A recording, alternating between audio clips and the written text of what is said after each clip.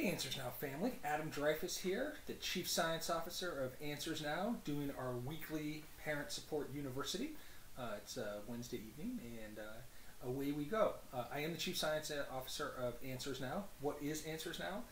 It is a downloadable app. That's how most people use it. You can download it off of the App Store or your Android Google Play Store, and boom, it's in your hand. And the main thing that it does is it connects you directly to your own therapist. So instead of waiting for an appointment, spending a bunch of time sitting in an office, you can get an answer to your questions right away. From who? One of us BCBAs, Board Certified Behavior Analysts. We also have an amazing website, getanswersnow.com, where we've built out a lot of functionality. We've got communities where you can talk to other parents. You can do a one-off video where you can just ask a BCBA one question, or you can sign up and get your own BCBA and build out your own plan and have someone in there in your pocket for the next couple of years. So getanswersnow.com, or just go to the Google Play Store or the Android Store, or the Apple Store, and download the app. Answers Now, all one word. Don't put a space in between Answers and Now, and you'll see the little purple butterfly. So what we've been doing here over the last several weeks, as everybody has been in quarantine, is we've been trying to unlock the secrets of ABA. That's a heady task, to be sure. But the reason Answers Now was born is myself and my co-founder, who's also a clinician. I run a big school. He did a lot of in-home. Our experience was that even parents who are getting really good supports, like they get some really good help in the home, or their kids going to a really top-flight school, they're still feeling stressed out, overwhelmed, and worst thing, really isolated. And talk about everything being amplified now. You're being told to be isolated. It's totally overwhelming. There's no school, no in-home support, and I can't imagine the stress that it's causing. We're going to get to a couple questions that we pulled out of our communities participants to kind of share here in a second, and some of those are right around there. But to remind you, what we have been doing here over the last few weeks, and are going to be doing for the next several weeks, is we're unpacking those evidence-based practices that the BCBAs use to help your kids. A lot of people be like, oh man, I don't understand how you guys do what you do. It's kind of magic. The kids listen to you, they follow the directions. It's not magic. It is just technique. It is just intervention. As we said from the beginning, what's really frustrating for us as professionals is people have put almost all of this information online for free. And so my favorite, what I call pile of information of how all this stuff works is online, put out there by the National Professional Development Center, the NPDC, and they have these things called AFFIRM modules.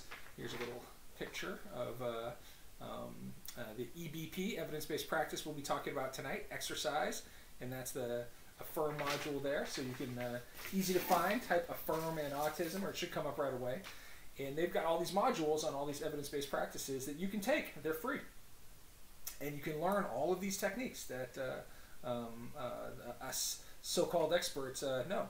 And so we talked about antecedent-based intervention, which is kind of how to get in front of behaviors and things. We talked about cognitive behavioral interventions, which is how to help people change the sort of the tape that's playing in their head. We talked about differential reinforcement.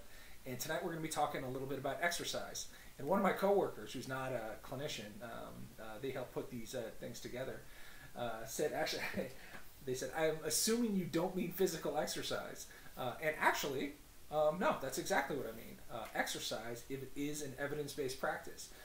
And what that means, it has been demonstrated through research to benefit kids. And people think, oh, well, sure, it makes me a little stronger, a little faster.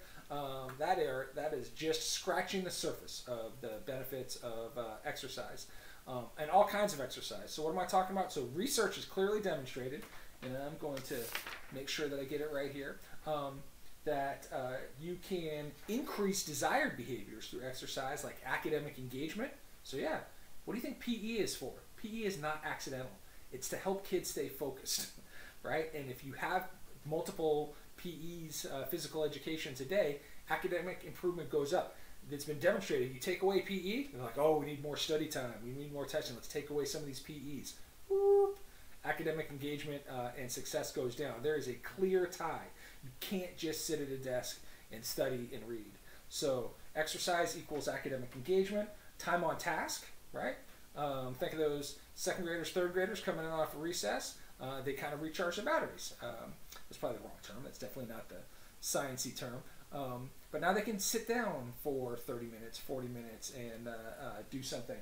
Correct responding. The more exercise you get, the more correct answers you get. Why? A little bit more focused. Got the wiggles out of you, as we like to say. And so you get more correct answers. And task completion. They just get more stuff done. So here we are, like talking about evidence-based practices, all these sciencey things, and I'm coming at you with exercise. Yes, I'm coming at you with exercise. In the vernacular, in the way that the sciencey people talk, we're talking about antecedent exercise. This is exercise that is done before things go wrong. So what I definitely don't want you to do is wait until the kid is having a behavior and then saying, oh, let's go exercise. What you're teaching them then is, oh, I get in this behavior, then I get to exercise. You're just going to see a spike in the behaviors that you don't want to see. You want to do this proactively. Build it into the schedule. Every hour, every 15 minutes. Whatever you decide the schedule is going to be, we're going to do something. Could be we just stand up and kind of dance around a little bit. Could you go to a playground, do something very structured. But you want to do whatever the exercise is before any of the behaviors are happening. This is not something you do after a kid has a huge upset. You're like, hey, let's go play some baseball. Some of the things that inappropriate behaviors that you can see go down because of exercise are aggression, self-injury, self-stimulatory stereotypic behavior, and time off task. So those are some pretty serious things that we largely like to avoid. We definitely don't want the kids being too aggressive. We don't want them hurting themselves. And we want them to be able to complete what they started, or at least get a good chunk of it done. So I know everybody sort of just by default thinks, yeah, exercise is good for you. It's healthy, it helps your heart, your cardiovascular. But there are a lot of evidence-based outcomes from exercise.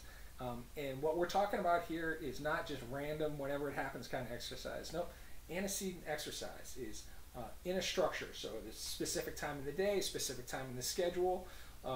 What you can do if you're tracking the inappropriate behaviors is they're like, oh, this kid has an inappropriate behavior every hour.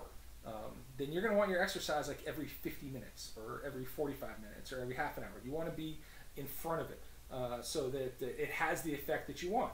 Less aggression, less self-stimulatory behavior, less time off task, and the behaviors you want to see.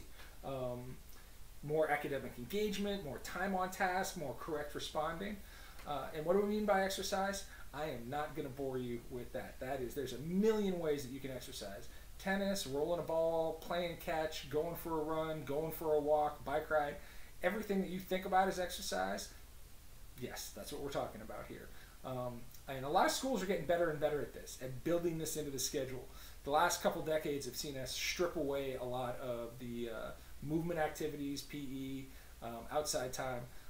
Used to be 3 solid sort of recesses a day. Morning recess, you get lunchtime and you can run around if you want. Some kids did, most kids did. And then afternoon recess. And a lot of schools are just down to 1, either just lunchtime and 1 recess, and they're learning pretty quickly. That's not working out well. What we're seeing is more of the behaviors we don't want to see and less of the behaviors we do want to see. So it is evidence-based. Like when you can sit down at your next IEP meeting and say, hey, I want to make sure that my kid is getting 4, 5, 6 really clear, discrete exercise opportunities a day. Because the evidence shows that, like, if your kid's aggressive, so well, how often is he getting to move around? Well, we do lunch and then we're outside for 15 minutes. So well, then I want built into his IEP that 4 times a day he gets 15 minutes of exercise.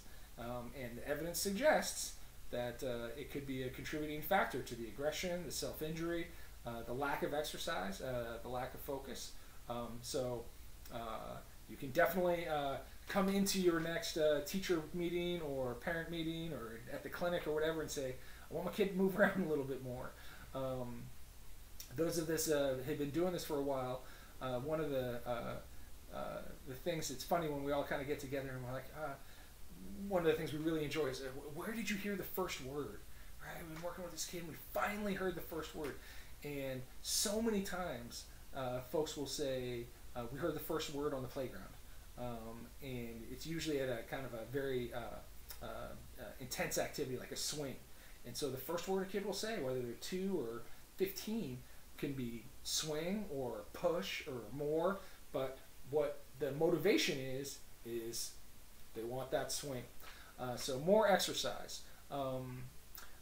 Just a reminder that you are listening to the Answers Now channel here, and I'm Adam Dreyfus. I'm the Chief Science Officer of Answers Now. We are a mobile platform primarily designed to put a clinician in your pocket. So you can go to getanswersnow.com. You can sign up. You can check out a bunch of the free stuff. We've got free rooms for parents. We've got some goals that you can check out. We've got articles. We've got check out our Facebook, our Instagram, or you can just go on your phone and download the app through the App Store or through your Google Play Store. Type in Answers Now and download the app and get started right away. I want to get to some of the questions that we answer in our communities, but also the kind of questions that you can get your own clinician for. So the first one is, I've implemented 8 flashcards of common words, things for my son to do 3 times a day for 15 minutes. My son is just 2 years old and he's nonverbal. My husband is from Turkey and always talks to him in Turkish, and I'm from California and I only speak English. What's going on here? Well, it's a bilingual family. Any ideas on how to get him talking? So there's a lot there. So the first thing is, and you get this in multilingual, multi-language families, where they say, oh, my kid's not talking so well. Should we keep talking to him in 2 different languages? The research kind of is not super clear on this. I usually recommend that if your kid's not talking and really struggling, asking them to do it in 2 languages just makes it a little bit steeper, a little bit harder to do. You should select one language and have that be the language that you're kind of working on. But it's also completely natural to have the dad speaking to him in Turkish, and completely natural to have you speaking in English. So I wouldn't worry about that as much. And again, you could get different opinions there, but I wouldn't worry about that so much. I don't want to disrupt the family dynamic.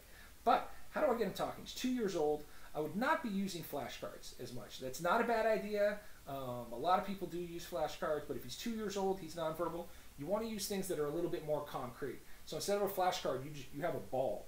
And if your kid likes to play with the ball, you go to hand it to him, and as he reaches for it, you just pause for a second. Motivation's going to kind of come up and say, ball.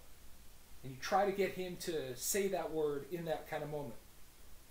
So I would do it that way. What you're doing is you're trying to build that momentum up. Don't not give him the ball. Even if he doesn't say ball, you can kind of give him the ball. You just want to kind of catch those moments. So if he's like kind of crawling towards something or walking towards something, like I've got a red pen here, and it's really clear he's going to the red pen, I'll pick it up, hold it out, they reach for it, and I say, pen. And if they do anything, like, bang, you give them the item right away. If they don't say anything, hold it for a second, then kind of give it to them. What you want to do is you want to keep that intensity of kind of motivation up. There's a lot of videos and stuff out there about this. Look for MAND training, M-A-N-D, MAND training, and it's a pretty simple procedure. But yeah, just go to YouTube, type in MAND training, and there'll be a lot of explainers for this. So that's question 1. Question 2, this one's a little tougher. My 3-year-old daughter was diagnosed with autism by early intervention last year. Her father and I separated, and he's not much help. She has these crazy tantrums for over an hour. Inconsolable right now. I have her locked in a room. I'm so defeated. It's getting to the point where she's making me depressed, and I'm starting to even resent her. I'm crying as I type this because it's every day. I have a huge test, and I can't study, so she won't give me a break. A lot of people would hear that and be like, oh my gosh, what's wrong with that mom? Nothing's wrong with that mom. A lot of these children are incredibly challenging. And if you don't have the supports, think of that. Remember what we said at the top, isolated, overwhelmed, and stressed. This is a perfect example of it. So first, don't be too hard on yourself. You're keeping your daughter safe. You're keeping her from harm. Sometimes that's the best you can do. And it is great advice. I got it myself when my kid was first born. If you're super stressed out and you are, step out of the room. Your kid will be fine. Give yourself a moment. So my biggest piece of advice would be like, you need some help, Mom. You need to reach out to some local resources. There is help out there. I would encourage you to check us out, right? Like you've landed on our website, sign up to get your own clinician or stay in the communities. I know that we've responded to you and I know that we've reached out. As far as your daughter's behavior, you need a specialist. You need to find someone who can help you out with it. She's not doing it for no reason. The first thing that you're going to want to rule out is anything medically wrong with her. You don't know it's her teeth coming in or she's got an ear infection. The first thing you want to do definitely is rule out medical causes, and then you're going to want to talk to a behavior specialist about something that you can do. So that's it for tonight. I want to thank everybody for tuning in to the Answers Now channel. I'm Adam Dreyfus, the Chief Science Officer. Please check us out at getanswersnow.com or download us through your own app store, your Apple Store or your Google Play Store. Have a great evening, and as always, thanks for tuning in. And this over my shoulder is me trying to do some homeschool of my kids. I just realized I was in front of that. So to all of you under quarantine, feeling you. Have a good one.